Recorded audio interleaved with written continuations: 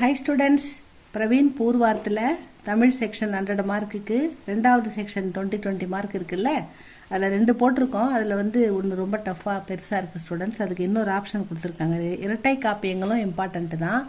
இது கொஞ்சம் ஈஸியாக இருக்கிறதால இதை நீங்கள் படிச்சுக்கலாம் ஸ்டூடெண்ட்ஸ். இது பார்க்கலாமா?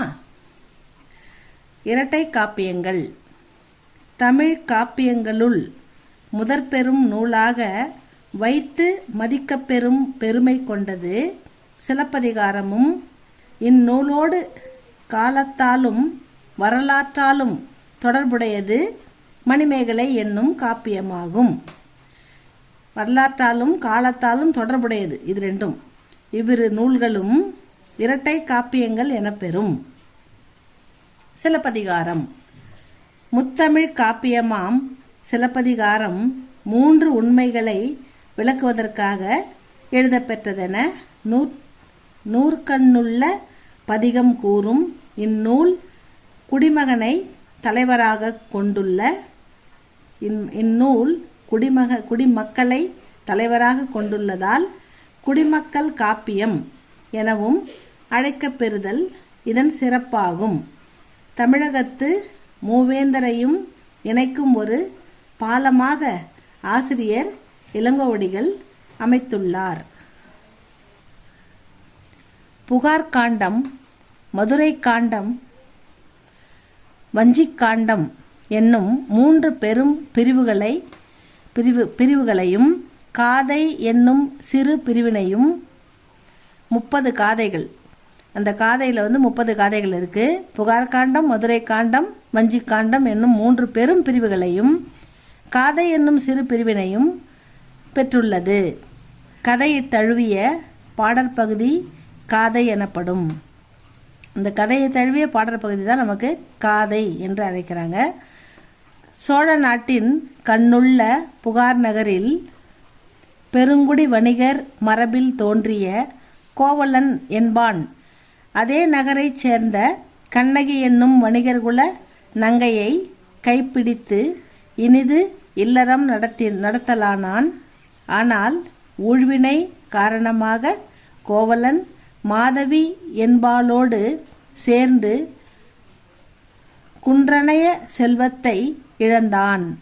குன்றுனது மலைக்குன்று, மலை போல குவிந்த குன்று, மலை போன்றது. அந்த மாதிரி மலை போன்ற குன்றளவு உள்ள செல்வத்தை இழந்து விட்டான்னு சொல்றாங்க. முடிவில் மாதவியை வெறுத்து வந்த கோவலன் கண்ணகியுடன் பாண்டி நாடு சென்றான். ஆனால் மதுரையில் கோவலன் பாண்டியனால் ஆராயாது கொல்லப்பட்டான். இஃதறிந்த கண்ணகி தன் கற்பின் திறத்தில் மதுரையை எரித்து சேர நாட்டுக்கு தெய்வமானாள். இதுவே சிலம்பு வழங்கும் வரலாறாகும். ஆசிரியர் சமண சமயத்தை சார்ந்தவராயினும் பிற சமய கடவுளரையும் புகழ்ந்து பாடுதல் அக்காலத்திய சமய பொறையினை இனிது விளக்கும். மணிமேகலை. கோவலனுக்கும் மாதவிக்கும் தோன்றிய மணிமேகலை என்னும் மங்கை நல்லாளை காப்பிய தலைவியாக பெற்றுள்ள இந்நூல். மணிமேகலை கோவலனுக்கும் மாதவிக்கும் பிறந்த குழந்தை. அவளையே காப்பிய தலைவியாக கொண்டது இந்த நூல். ஏன்னா பேரே மணிமேகலை, அவளது பெயரையே தாங்கியுள்ளது. மணிமேகலை துறவு எனவும் இந்நூல் குறிக்கப்பெறும். தண்டமிழ் சாத்தன் என்று பாராட்டப்பெறும் கூல வணிகன் சீத்தலை சாத்தனார் இதன் ஆசிரியராவார். இதன் ஆசிரியர் சீத்தலை சாத்தனார். சிலப்பதிகாரத்தை போலின்றி இந்நூல் சமய பூசலுக்கு வித்திட்டதென்பர். சமய பூசலுக்கு வித்திட்டதுன்னா விதை போட்டது, ஆரம்பித்து வச்சது சமய பூசலை அப்படின்னு சொல்றாங்க.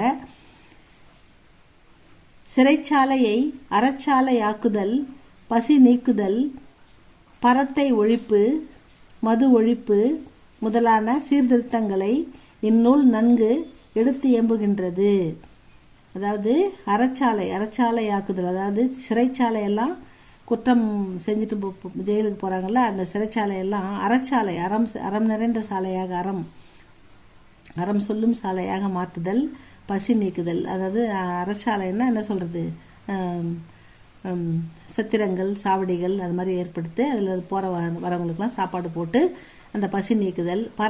பரத்தையர்னா விபச்சாரம், அது ஒழிக்கப்பட்டது. மது ஒழிப்பு, மது குடித்து நிறைய பேர் செத்து போகிறாங்க, அதனால் நிறைய பிரச்சனை வருது குடும்பத்தில், அது ஒழிப்பு முதலான சீர்திருத்தங்களை அப்போவே அந்த காலத்திலே இந்நூல் நன்கு எடுத்து ஏம்புகின்றது.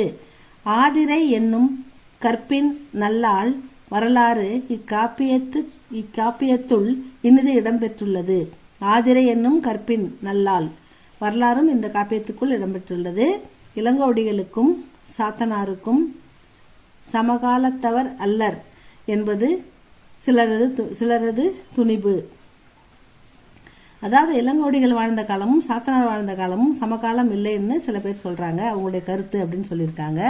இவ்வளோதான் இரட்டை காப்பியங்கள் ஸ்டூடெண்ட்ஸ். இது நீங்கள் புதினங்கள் பார்த்தீங்கல்ல, தமிழில் புதினங்கள், அதை விட இது ரொம்ப எளிமையாக இருக்குது, கதையாகவும் இருக்குது. இது வந்தால் நீங்கள் எழுதுங்க. தமிழில் புதினங்கள் ரொம்ப பெருசாக இருக்குது, அதை விட்டுட்டு இதை எழுதலாம். அதுக்காக தான் இந்த பதிவு போட்டிருக்கோம் ஸ்டூடெண்ட்ஸ். இது எளிமையாக சிம்பிளாக கதையை மாறி படித்து இதை எழுதுங்க.